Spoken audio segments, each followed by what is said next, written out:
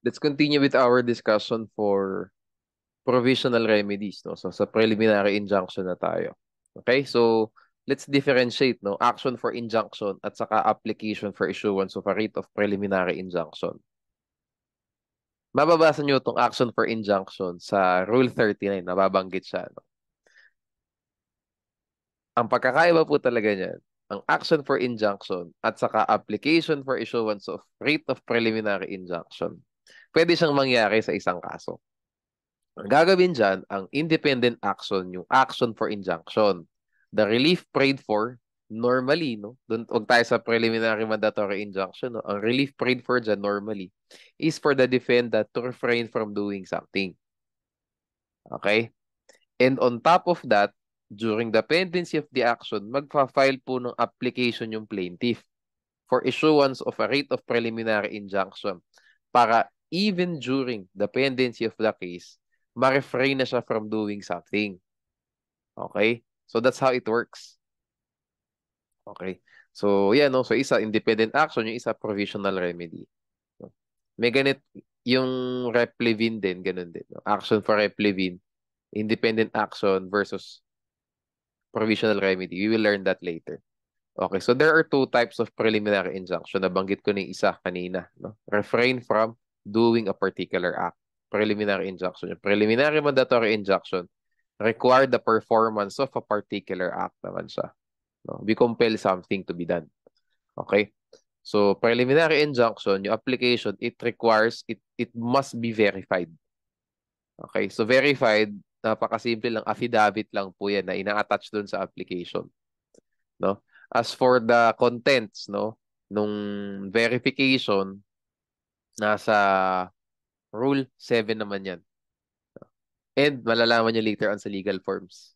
Noong time ko, nung nag-bar ako, tinanong, certification against forum shopping. O baka time nyo naman, verification naman ang itanong sa inyo. So, tingnan nyo na lang din, no? Okay. Anyway, matatakil yan later on sa lecture natin. No? Ibang lecturer for legal forms. Okay. So, clear and unmistakable legal right at saka irreparable injury. We have four requisites, no? Four requisites before a writ of preliminary injunction can be issued, no? So, there are four. The applicant must have a clear and unmistakable right. The most important requisite. Next is there is a material and substantial invasion of such right, no? Hindi kayo matatanong dyan normally kasi kung hindi naman sasabihin sa facts yung invasion ng right, walang kaso. So, hindi itatanong sa inyo. Kaya ito, very given. Given yan, no? Yung meron talaga invasion. Okay?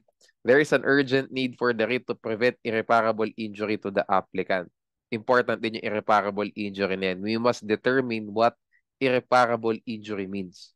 Okay? Lastly, no other ordinary, speedy, and adequate remedy exists to prevent the infliction of irreparable injury. So note the two requisites, no? Yung first one at saka yung third one. Yan ang important dyan. Okay, so buto tayo sa simula. Ano? What is a clear and unmistakable legal right? No? So, how did the court define it? No? Yung opposite lang. Adjective yan kasi, clear and unmistakable. So, how do we define a clear and unmistakable right? It is a right that is not contingent, abstract, or future.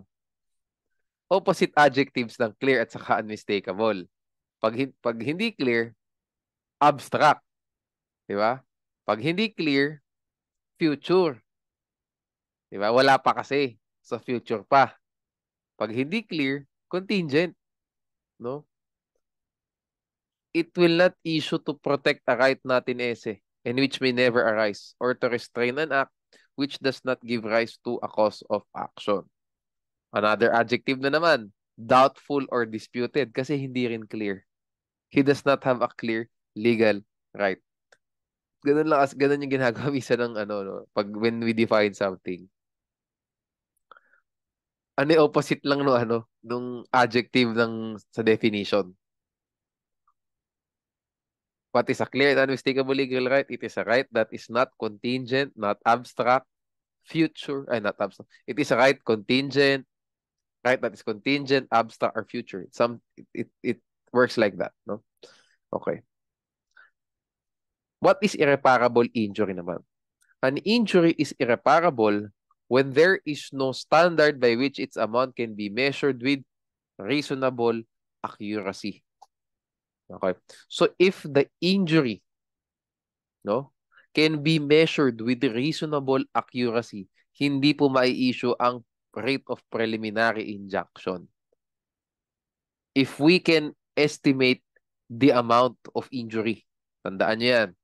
Kung nakalagay sa facts, merong amount yung injury. Tandaan nyo, denied yung application. Okay? Denied yung application. Kasi irreparable dapat. We do not know how much will the applicant suffer in monetary terms. We cannot estimate it. So, kailangan stop nyo muna yung ginagawa nyo. Yan ang point noon. Hindi natin alam kung magkano, tigil muna kung ano man yung nangyayari. That's how it works. No? Preliminary injunction should never issue, no, when an action for damages would adequately compensate the injuries caused. Kasi nga, you can determine the damages with reasonable accuracy. Okay, punta tayo sa mga illustrations. No? So we have two illustrations here. First, Mr. A is a wealthy man. He has one son. Mr. B, Mr. A never married. Okay. One day, Mr. A executed a deed of donation of a condominium unit in favor of his girlfriend, Miss C. Mr. B filed an action for annulment of deed of donation with an application for writ of preliminary injunction to prevent the registration of the condominium unit in the name of Miss C. Will the application be granted by the court? The answer is no. Why? Balik tayo ulit sa clear and unmistakable legal right. Because Mr. B had a right over the condominium unit, but that right is a contingent, an abstract, a future right. Why? Kasi hanggat hindi namamatay si Mr. A, contingent lang yung right ni Mr. B over the condominium unit that Mr. A owned. Yun. Kasi pwede namang habang nabubuhay si Mr. A, ibenta niya yung kondo. Diba? Future right yan di ba? Inchoate, another word for that. Inchoate right yan. So, hindi pwedeng magpa-file na ng annulment of deed of donation si Mr. B. Buhay pa yung tatay niya. So, kailan magpa-file dapat si si B ng action? Once namatay na yung tatay niya. Kaya po nagkakaroon tayo, correlate natin. Kaya sa Wilson succession, meron tayong tinatawag na collation. Yan yun. Okay? Pwedeng i-collate para makompute talaga yung estate nitong deceased. So ngayon, tama yung maibigay sa mga creditors, tama yung maibigay sa mga heirs, sa legitim nila, and so on. That's how it works. Pero dapat, ifa-file yung kaso na yan o i-collate yung property once Mr. A dies. Not while he is still alive. Kasi while he is still alive, while he is still living, future right lang po yung right nung heir. With that being said, denied yung application. Okay? Ayan. Sagot ko na. No, next tayo. Ito, case law to, no? So, ito yung kaso ni, kaso dito ng Bureau of Customs versus Court of Appeals, no? Reta entered into a memorandum of agreement with the BOC for the free use of his container yard, no? ACY, located in Davao City as the designated examination area for the container vans in the Port of Davao for a period of 25 years. Okay. Real estate, pala to, transaction, no? The memorandum of agreement also provided that the parties may revoke it for cause at any time. The Bureau of Customs claimed that on February 26, 2010, Reta closed the container yard and barred customs examiners from entering the premises. On the same date, no, Attorney Castigador of the Bureau of Customs informed Reta through a letter of his intention to conduct the examination of the container vans at the Philippine Ports Authority premises in Sasa, Davao City, and to re-examine the memorandum of agreement as its purpose no longer exists. Eh bakit nga mawala ng purpose? Eh bawal na nga, ay na nga niyang papasukin, no? This prompted Reta to file a complaint with application for preliminary injunction NTRO, no, against petitioners. Petitioners being Bureau of Customs, no. Peretta claimed that after the BOC agreed to use ACY as the designated examination area, he invested in various machineries and equipment for the examination and inspection of container vans. He denied closing the container yard. He alleged that it was Attorney Castigador who directed the stoppage of the hauling and scanning of the container vans in ACY. So what did the complaint, no, pray for? For the issuance of a restraining order or an injunctive relief, so TRO or preliminary injunction. For the nullification of Attorney Castigador's letter for being issued without due process in violation of the Memorandum of Agreement. For petitioners to respect and perform their obligations under the Memorandum of Agreement, and for the payment of damages in the amount of 100,000 pesos, and so on and so forth. Okay. The executive judge of the RTC issued a temporary restraining order prohibiting the Bureau of Customs from removing the container vans in ACY and directing the BOC to resume its operation inside ACY. Did the RTC err? Ayan. So did the RTC err in issuing the TRO? No? So basically, recap natin, ang nangyari dito, si Reta, kinlose niya yung container yard. Okay? So ngayon, itong si Attorney Castigador, okay, gusto niya i-examine yung container vans na nandun sa premises. And i-examine, basically, ina-nullify na yung MOA na yan, i-revoke ni MOA na yan kasi nga, the purpose no longer exists, no? So ano later on ang ginawa ni Reta? Sabi ni Reta, apply siya ng preliminary injunction or TRO to prohibit the Bureau of Customs, yun sila Attorney Castigador yan, from removing the container vans in ACY. Kasi nga wala nang purpose yung Memorandum of Agreement, di ba? So anong implication nun? Wala na daw purpose, i-revoke na, di mga container vehicles na nandun sa ACY, yung shipyard tuloy, yung yard na yan, dadalhin na sa ibang yard. Di ba? So, mangyayari dyan, i-revoke na yung agreement, yung Memorandum of Agreement between RETA and BOC, tanggalin na yan, yung mga container vans, dadalhin na sa another facility, another yard. Ganun yung gusto mangyari ganun yung gagawin ni nung BOC dyan, no? So, ngayon, nag-issue yung RTC ng order, no, for the issuance of a TRO prohibiting the Bureau of Customs from removing the container vans. So, yung mga container vans, nandun pa din sa ah, yard ni Reta. Ayaw niya paalis doon. Why? Kasi nga, mawalan siya ng kita, basically. Di ba? Kasi meron sila agreement eh. Sa alisin mo, di wala na siyang kita. Nag-invest siya ng mga materials, machines, equipment for the examination of container vans. Sa aalisin mo. Basically, yun ang hinain ni Reta dito. So, did the RTC err in issuing a TRO prohibiting the BOC from removing the container vans and directing the BOC to resume its operations inside the container yard ba? Container yard of Reta? Yes, no. The RTC erred in issuing a TRO prohibiting the BOC from removing the container vans in ACY and directing the BOC to resume its operations inside ACY. Why? Ito, hindi ko na kasi kaya ayusin natin to, no? Under a case law dictates. Kulang tayo, no? Sige, para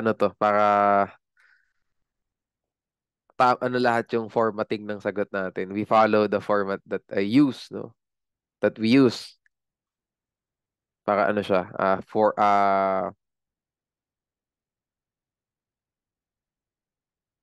uniform, no? Ayan.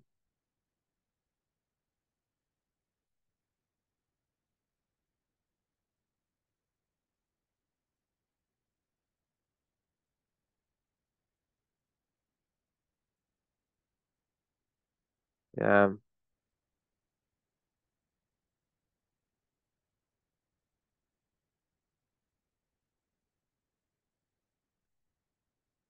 Here, the RTC Earth.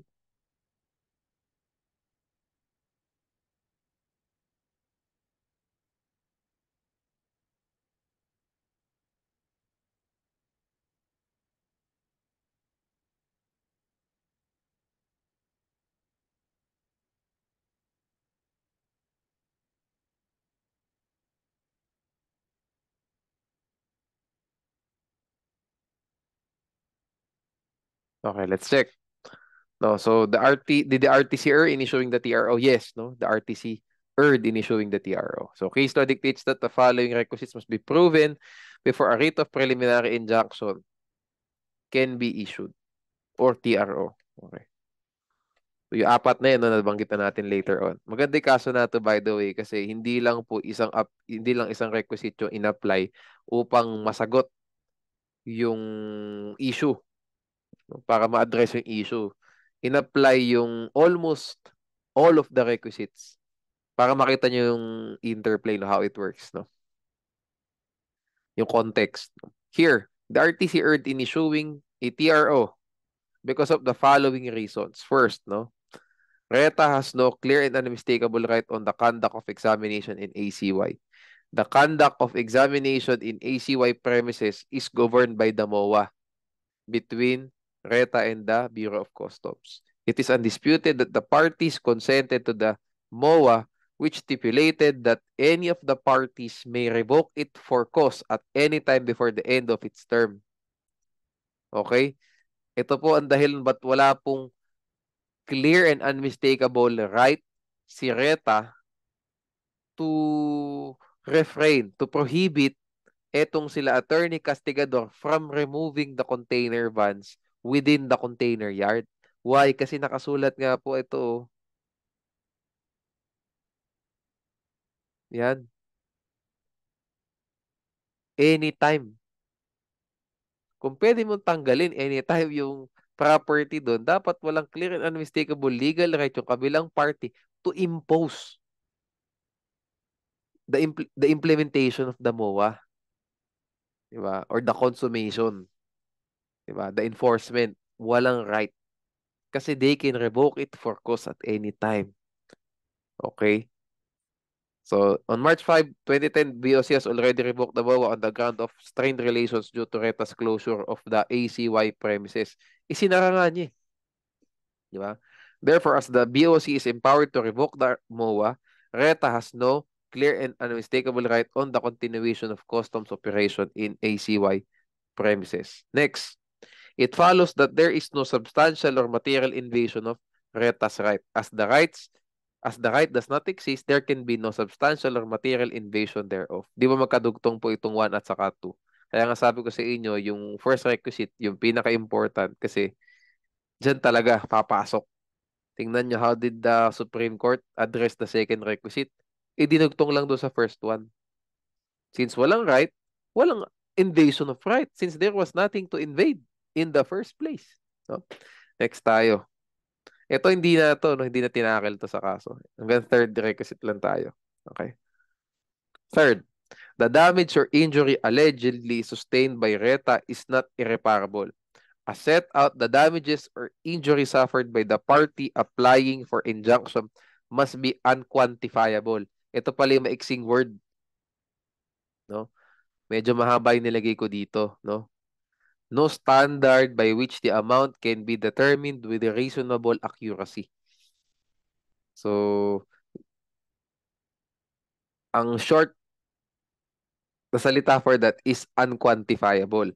Irreparable injury means unquantifiable injury. We do not know, ulitin ko ulit, the amount. We cannot accurately ascertain the amount of injury that the applicant suffered or will suffer. Okay? So dito po, quantifiable eh. Can be accurately determined kasi siya mismo naglagay nung amount. Di ba? 100,000. Ayan, no? Nilagay niya eh. So, quantifiable siya. With that being said, hindi po irreparable yung injury. So, yung first, second, and third requisites are absent. So, hindi po pwedeng mag-issue ng TRO. Okay? Hopefully, malinaw. Okay, no? Let's go to bond, no? Itong bond na to, this is very important. Merong bond sa replevin, merong bond sa preliminary injunction, merong bond sa preliminary attachment, no? Dito po sa preliminary injunction, what's the amount, no, ng bond? The amount will be fixed by the court. Same thing po sa preliminary attachment, no? Hindi tayo sure kung magkano 'yan, no? So bahala ang court kung ano ang amount ng bond. No? Makikita niyo later on sa replevin, ang replevin merong exact amount that was stated under the rules, no? So what's the purpose of the bond, no? The purpose of the bond is for the applicant, is for the purpose of the bond is to answer, ayun, to the opposing party for damages that he may sustain by reason of the injunction or the TRO. If the court should finally decide that the applicant was not entitled thereto. So pag yung ano ibig sabihin ng finally decide, this means final judgment. If later on, nung nagkaroon na ng judgment yung court, nalaman na panalo pala yung defendant sa kaso. No? With that be, so pag ganun ng scenario, syempre, dapat hindi ka nag-rate of preliminary injunction in the first place. So nagkaroon ng damages yung ating opposing party because na-implement yung rate. So ano ngayon ang mangyayari? Yung bond na yun, it will answer for the damages that the opposing party sustained. Napaka-important po nito kasi ito ang paraan para hindi malugi yung opposing party pag nagkaroon ng rate of preliminary injunction. Para hindi lugi. Kasi ang hirap naman kung magpa-file ka lang ng application, tapos okay na. Diba? O gagrant na natin yung rate. Lugi. Diba? Kawawa naman yung defendant. Eh wala, diba? The plaintiff has the burden of proving his cause of action, diba? So, kailangan, mayroon din naman pong cover. Diba? Yung ating defendant, sa ano man ang mangyayari. Okay? Ito yung band na yun. Napaka-important yan. Napaka-important kasi pag walang band, automatic denied yung application. Tandaan nyo yan. Preliminary attachment, replevin, at saka sa preliminary injunction. Tingnan nyo sa facts. No band, denied. Okay, so actually, dapat pang-lima nga siyang requisite dito eh. Hindi na lang natin nilagay kasi wala naman sa kaso, no? Pero kasi yung panlima dapat dito. There must be posting of bond, the amount of which is fixed by the court to answer for the damages that the opposing party may suffer should it be finally determined that the applicant is not entitled to the writ. Yun ang kailangan nating ilagay dyan. Okay. Sige. Let's move no dito sa four matters. No? Doon sa uh, dinistribute ko no, before na material sa nung 2023 bar. Three matters lang ang nilagay ko.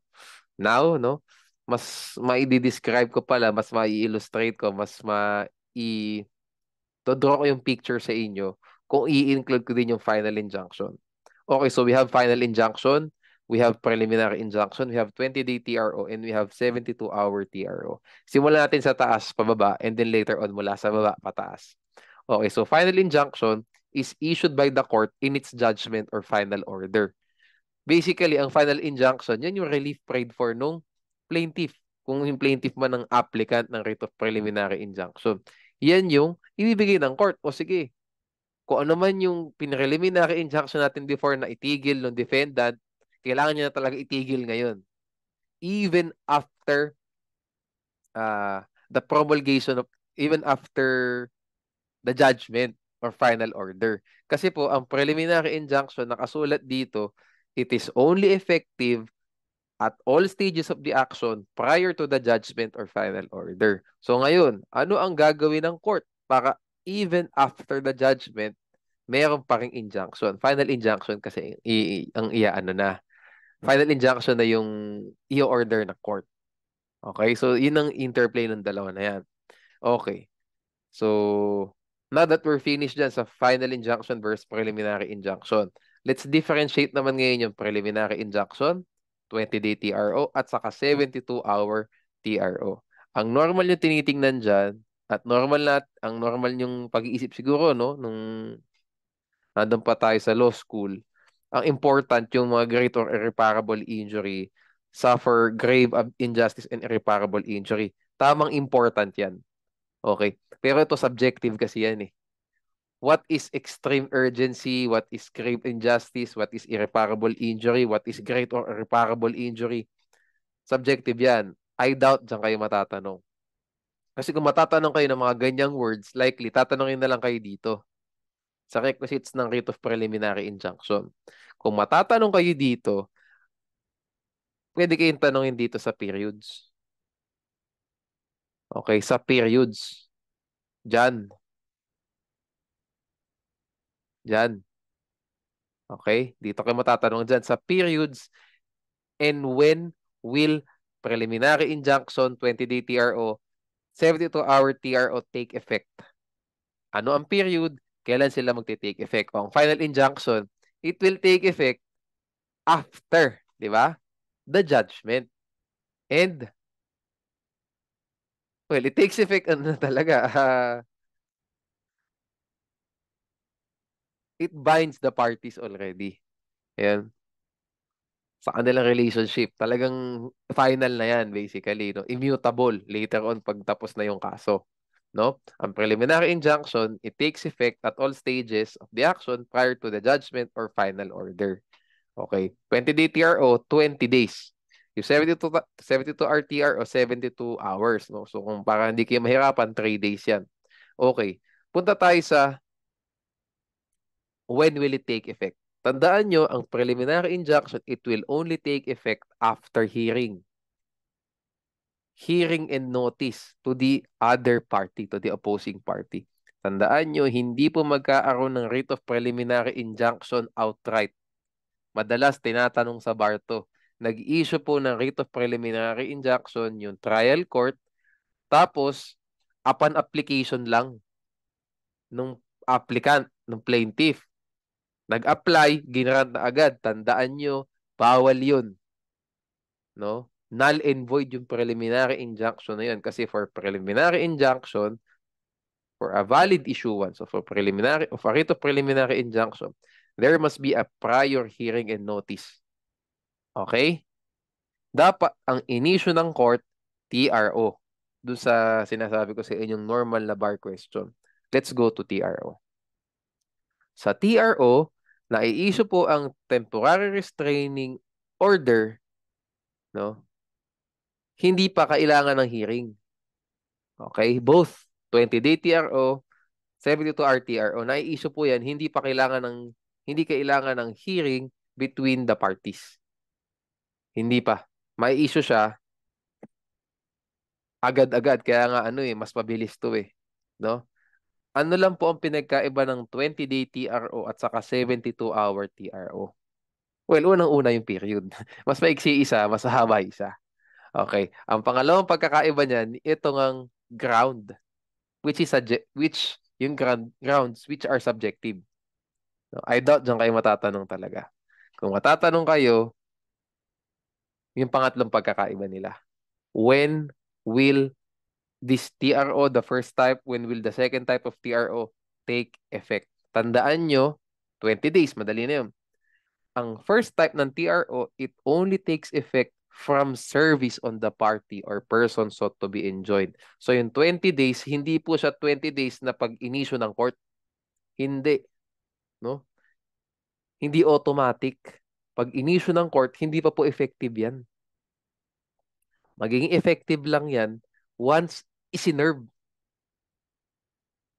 So, kung ikaw ang applicant at gusto mo ng madalian talagang effectivity, itong 72-hour TRO talaga ang maganda.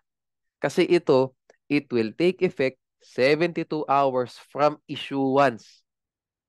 Once nag-order ang court, okay, effective na yan. Yung 20-day TRO, no. May intervening period na walang effect. Kung ito i-grant outright, yung wala kang 72-hour TRO na mag-grant before, 20-day ka agad, patay tayo dyan. Kasi from service. So kung ikaw ang plaintiff, gusto mo ng madalian, sisimulan mo sa 72-hour TRO, sana ito mag-grant sa'yo. And then later on 20, and then later on preliminary injunction, and lastly final injunction pag nanalo ka na sa kaso. Okay. Which leads me to say na ito naman, mula tayo sa baba, pataas ang discussion natin.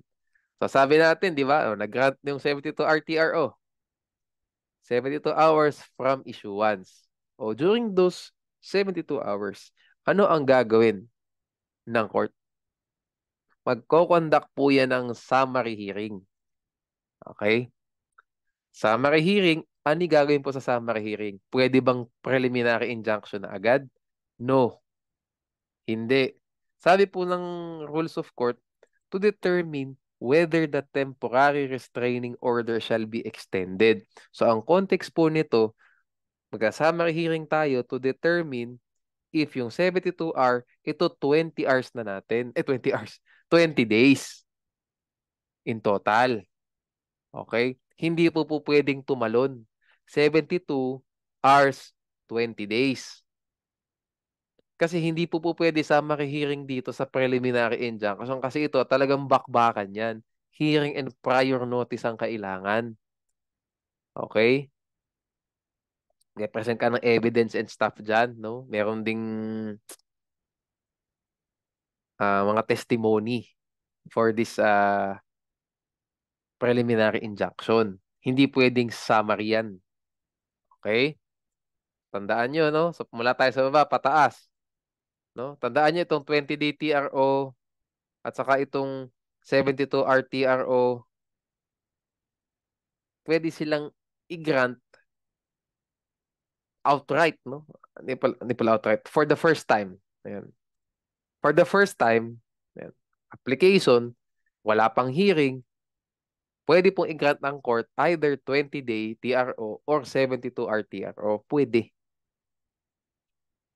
Kasi nakalagay po dito, before the matter can be heard on notice. Yan nakalagay. So that means, pwede talaga siya mag-grant before there is a hearing, ang 20-day TRO. Kaya lang, ang con po niyan, ang downside niyan, pag nag-grant ka ng 20-day TRO,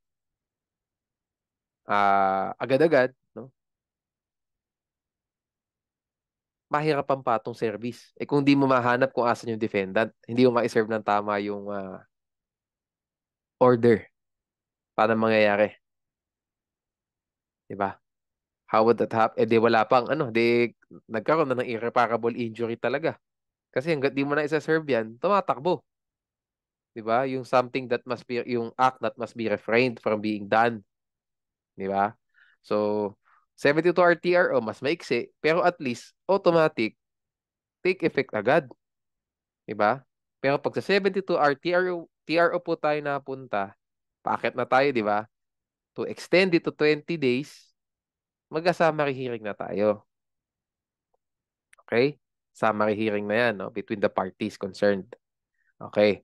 So, 20 days, ano po ba ito? 72 hours plus 20 days? Or yung pong 72 hours included na doon sa 20-day period? Included na po. Ito yung next.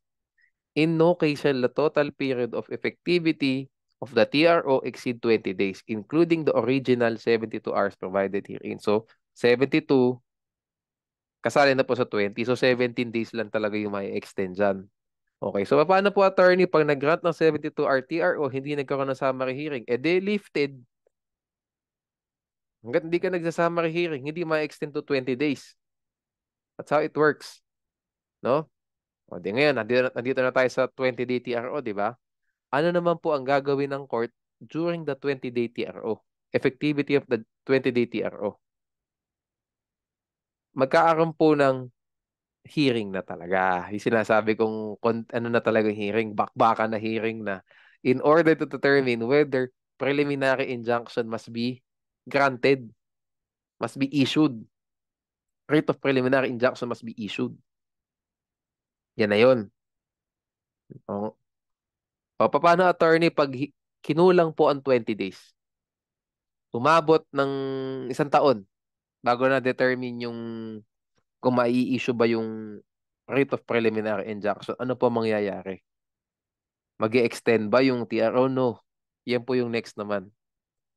In the event that an application for preliminary injunction is denied or not resolved within the said period, what's the said period? 20 days. The TRO is deemed automatically vacated. Hindi na po kailangan ng motion to vacate it. Automatically vacated. So pag tumagal po ng 1 taon yung hearing o di 20 days ka lang may TRO, di ba? O de, yung 10 days mo at saka 11 months, walang TRO. Tuloy. Di ba? Yung act na gustong ma-refrain from being done. Tuloy. Hanggang sa mag-grant na yung preliminary injunction. Once the preliminary injunction is granted, hindi na pwedeng gawin yun. Yung act, it must be refrained from being done at all stages of the action prior to judgment or final order. Bakit prior to judgment or final order? Kasi sa final order, sa judgment, dyan po natin malalaman kung mag-final injunction na ba. Kasi pag talo yung plaintiff, walang final injunction. O, di ba? So, pag panalo yung plaintiff, may final injunction. That's how it works. Di ba? O pag nagkaroon ng final injunction, forever na yan. That's how it works. No? Ganun lang, di ba? Napagduktong-duktong natin. No? Yun yung ano na, yun yung flow. No? Flow nung mga remedies na yan. Okay? So, TRO of Court of Appeals and Supreme Court. If the TRO is issued by the Court of Appeals or a member thereof, the temporary restraining order shall be effective for 60 days. From service din. Hindi from issuance, ah. Okay. Tapos, a restraining order issued by the Supreme Court or a member thereof shall be effective until further orders. No? So, pag po Supreme Court na nag-issue ng TRO, indefinite. Depende sa court kung ano ang gusto. Okay. Na period for that. Okay? So, pakitandaan, no? Pakitandaan.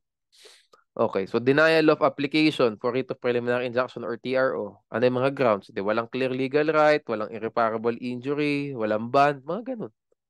Basically, the opposite of the requirements.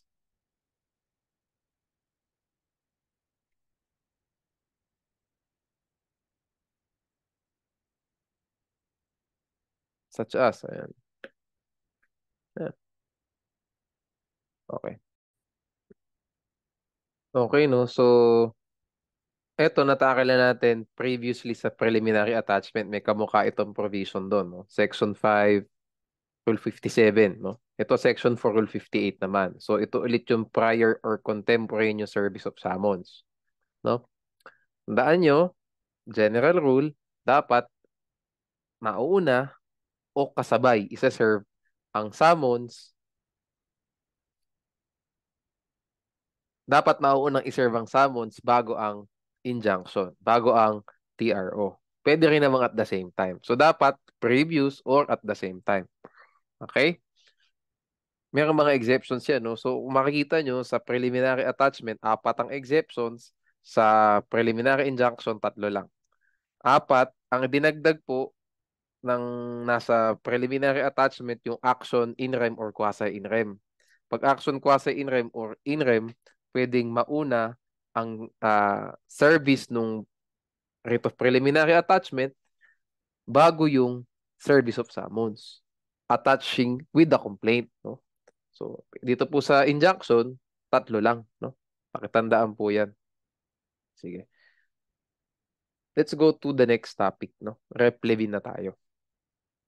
Sa rep levin, ganun din, no? Action for rep levin is different from application for issuance of a writ of rep levin. The first one is an independent action. The second one is a provisional remedy. Okay? So Replevin, tandaan po natin, it is limited to personal properties as provided under Section 1, Rule 60. A party praying for the recovery of possession of personal property. So movables lang siya dapat. Pag po real property, paano ang gagawin nyo? No? So, unang-una, magkaiba ulit ang action for replevin at saka application for issuance of writ of replevin. So, kung gusto mong mabawi ang possession ng personal property, action for replevin na ipa-file mo. Kung gusto mong mabawi ang possession ng real property, may tatlo kang possible actions, di ba? Forcible entry, unlawful detainer, at saka action publicana. Sabihin natin sa ejectment suit lang tayo, forcible entry or unlawful detainer. For recovery of possessions of real properties, the remedy, independent action, is to file an action for forcible entry or unlawful detainer. Huwag muna nating palabuin pa. Huwag muna tayo mag-publish na kasi may mga one-year period dyan. Okay, forcible entry, unlawful detainer. During the proceedings, ano yung provisional remedy na ipa-file? Sa forcible entry, sabihin natin, magpa-file dapat ng application for writ of issuance of writ of preliminary injunction yung plaintiff. Ano yung ipe-pray for niya doon? To compel the adverse party to leave the property. No? Or to prohibit pala. To prohibit the adverse party from occupying the property. Yan. Ganyan po ang style. Kapag halimbawa, ba't mo gusto ma-refrain yung adverse party from occupying the property? Kasi si plaintiff, siyang gusto niya, siyang maka-occupy do sa property. So, yun ang style. Pag sa real property, ejectment suit with preliminary injunction. Pag po personal property, ang style naman, action for replevin with issuance. Application for issuance of writ of replevin. Ang relief sought mo talaga sa action mo, mabawi yung property, the possession of the property. Kasi ownership, wala naman tayong issue dyan eh. Kung ang kotse nakatitulo sa'yo, nasa iyo sa'yo nakapangalan ng ORCR, walang problema. Ang problema mo, yung kotse, kasi baka kung sandalin yan, di ba? Baka chap-chapin na, di ba? Kung kanina ibenta, gusto mo, mabawi yung possession ng personal property. With that being said, ang main action mo, action for replevin. And then kung gusto mo, tumatakbo pa lang yung kaso, nasa iyo na, writ of replevin ka naman. See? Yan ang style, no? Okay, so, when can an application for issuance of writ of replevin be filed?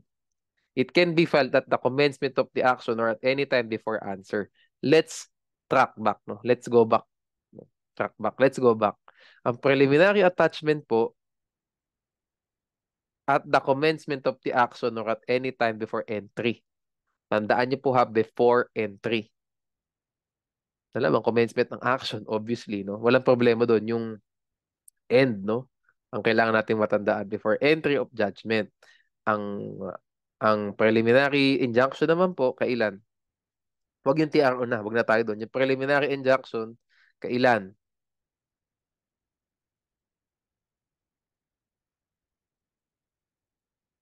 It's issued until judgment or final order. Prior to judgment or final order. Kasi pag nagkaroon na ng judgment, final injunction na yun kung mananalo man yung applicant. Normally, yung plaintiff yun. O pag replevin, mas maiksi po ang time period.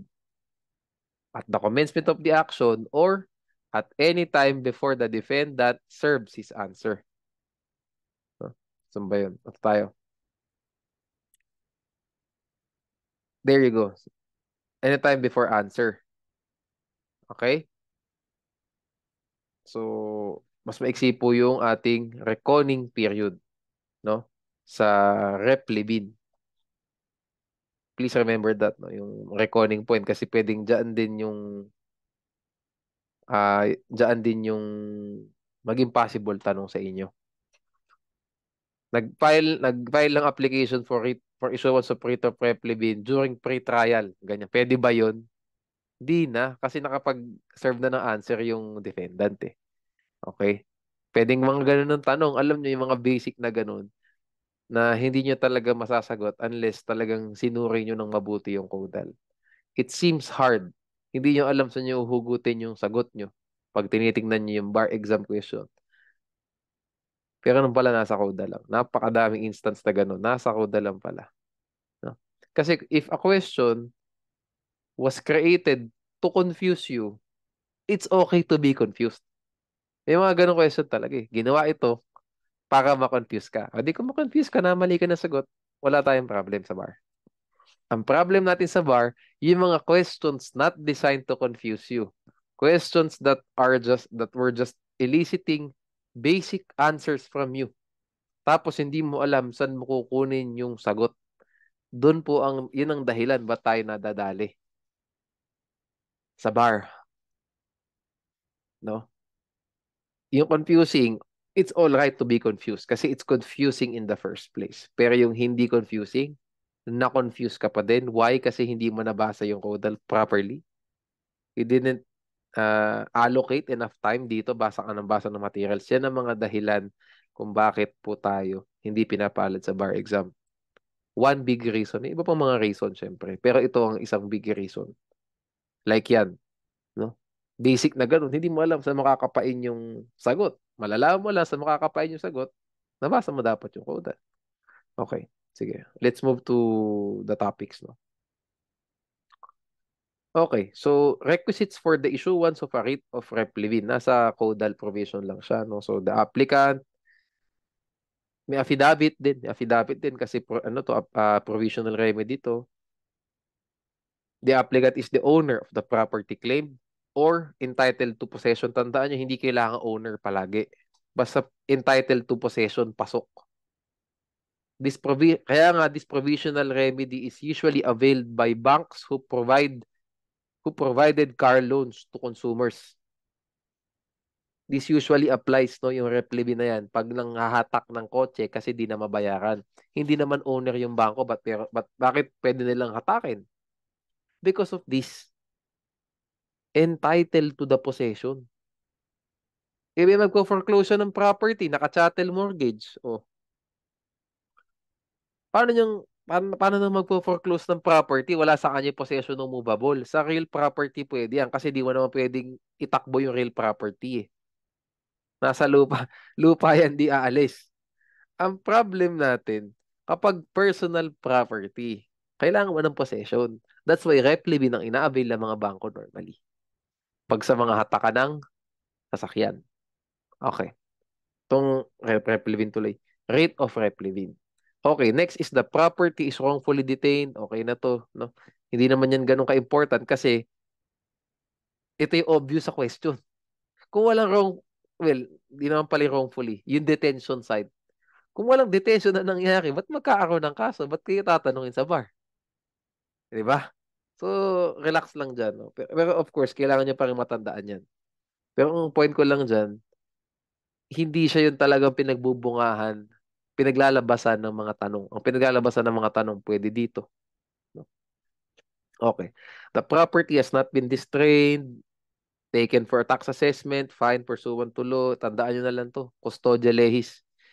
Pag na-custodia lehis yung property, hindi pwedeng i-replevin kasi under the custody of the court eh. Hindi pwedeng makuha ng private person yan, party, no? Okay. Party na lang, wag walang private. Di pala pwedeng makuha ng party yan. Okay? Kasi nasa custody ng court. The actual market value of the property sasabihin din sa affidavit Y. Kailangan po nating malaman yung actual market value of the property para na rin sa bond. Kailangan nating malaman kasi yung bond ang importante. As I said before sa injunction, sa attachment, pag walang bond, denied. Same thing din po sa replevin. Walang bond, denied. Paano po natin malalaman kung magkano ang amount of the bond sa attachment at saka preliminary attachment saka preliminary injunction? Fixed by the court. Ang replevin may set amount. Yung actual market value of the property sasabihin ni applicant. And on top of that, dodoblehin niya yung actual market value, yun yung amount ng bond. in double the value of the property as stated in the affidavit aforementioned. Actual market value times 2. Yun po yung posting na, yun ang ipopost na bond ng ating applicant. Okay? Tandaan nyo yan ha. What's the purpose of the bond again? Siyempre, to pay for the damages that the other party may suffer. No? So the adverse party, as he may recover from the applicant in the action. Okay. So, ayan, the owner or entitled to the possession of the property.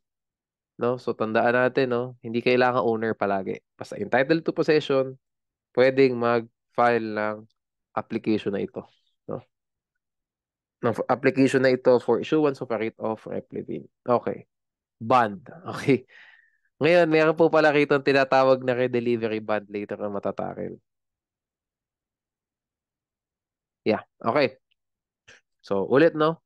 Double the value of the property, actual market value of the property as stated in the affidavit, no? Attached to the application. Okay. Requisites for the return naman. Ayan. Sabihin natin, nag-file ng kaso si plaintiff, yung bangko, nag-file siya ng application for issuance of writ of replevin, nag-post ng bond, napatunayan yung entitlement niya sa possession at nirongfully detained to ng other party kasi di nagbabayad on time upon demand ng utang. Hindi distrained, hindi na levy, hindi in custody of the court, complied lahat ng requisites. Ma-entitle po ngayon hindi pala ma-entitle. Magkakaroon po ngayon ng implementation. Diba? Magkakaroon ng service ng writ sa adverse party. O ngayon, anong remedy ng adverse party para hindi po sa kanya para maibalik sa kanya. Kasi pag po yan, iserve yung rate of replevin, kukunin na ni sheriff yun. O, na-iserve yung rate. Kotse. Kukunin yung kotse. Na-iserve na eh. Ano ngayon ang remedy ni adverse party, sabihin natin ni defendant, para mapabalik po sa kanya yung property. No? Basically, kinuha ni sheriff, babalik ni sheriff sa kanya. Ano ang remedy niya? He should post a redelivery bond. Iba ang bond, iba ang redelivery bond. Ang redelivery bond, same amount as the bond na ipinost ng applicant. He should post a redelivery amount in an amount double the value of the property. O the same thing, same amount as the replevin bond. Okay? The bond is executed to the applicant. So, i-execute mo siya doon sa applicant. He should serve a copy of the bond, redelivery bond to the applicant. The bond is sufficient. Ibig sabihin na-comply yung double the value. And ito pinaka-important aside sa redelivery bond. Kailangan ko palang i-bold to. He must perform the above acts before the delivery of the property to the applicant. Kasi yan po pala gagawin ng sheriff. No? Diba? Sinerve yung rate. Kukunin na ni sheriff yung kotse. Drive na yan. Possession na niya. Ngayon, ano ba ang purpose nun? Para i-deliver yung property sa applicant. Normally si plaintiff. Ilang araw po bago ibigay ni sheriff yung property sa plaintiff? 5 days. 5 days from taking. Within those 5 days, hindi po nag-post ng redelivery bond yung ating defendant in this scenario. Ibibigay na po yung property sa plaintiff, sa applicant.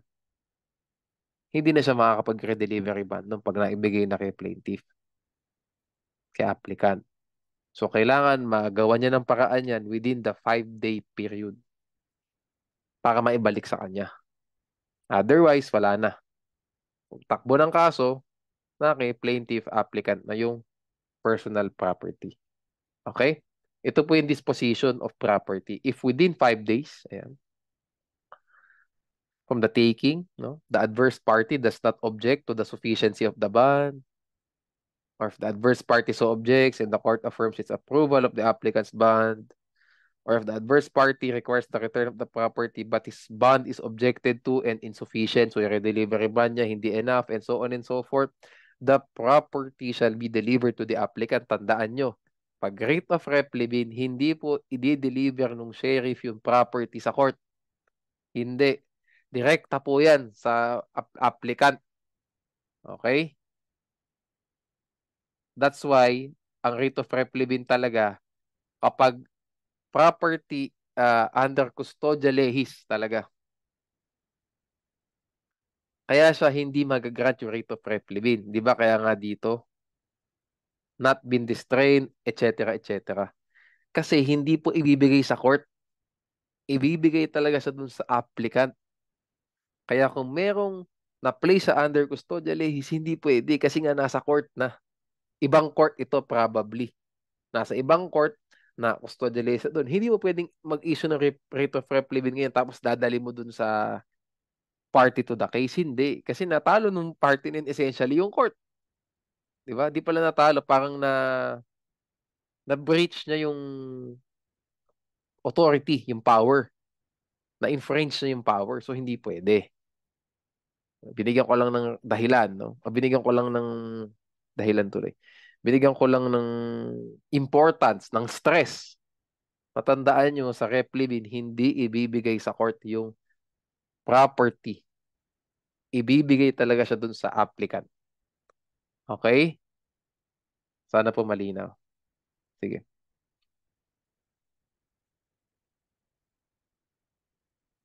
If for any reason the property is not delivered, okay. Okay na yan. Proceedings where property is claimed by a third person o terceria, meron nito sa preliminary attachment din. Ito makikita nyo to multiple times. Sa Rule 39, may ganito din. Di ba? Terceria din. No? So, paano kung halimbawa yung property, may third party na nagkiklaim doon sa property na yun. A third person who has a claim to the property attached may avail any or all of the following remedies. So, file a third party claim, also called a terceria. How can a third party claim be filed? File ka ng affidavit sa sheriff. Diba? And in the affidavit, you have to state your right or title to the property. And serve this affidavit to the sheriff. Once sinerve mo yung sheriff, hindi na po ibibigay yung property sa uh, hindi na siya ibibigay dun sa applicant, no? Okay, so next, the third person can file an independent action to recover the property. Pwede rin siya mag-file ng sarili niyang kaso or he can file a motion for leave of court to intervene in the action. Note that this remedy is only available for rendition of judgment. So pwede siyang either dito, no? Magpalang any or all. He can avail the following remedies na lang. So kaya tayo note dito, note. He can file a third party claim and an independent action to recover the property. He can also file a third party claim and motion for leave of court to intervene.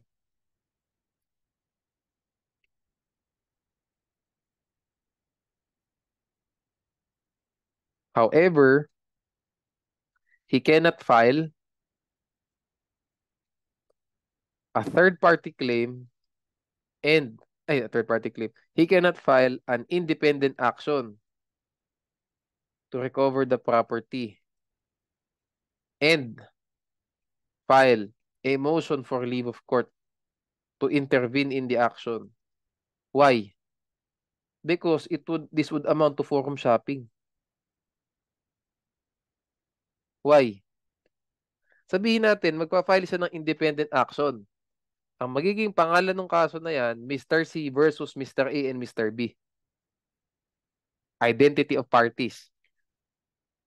Tingnan natin kung meron.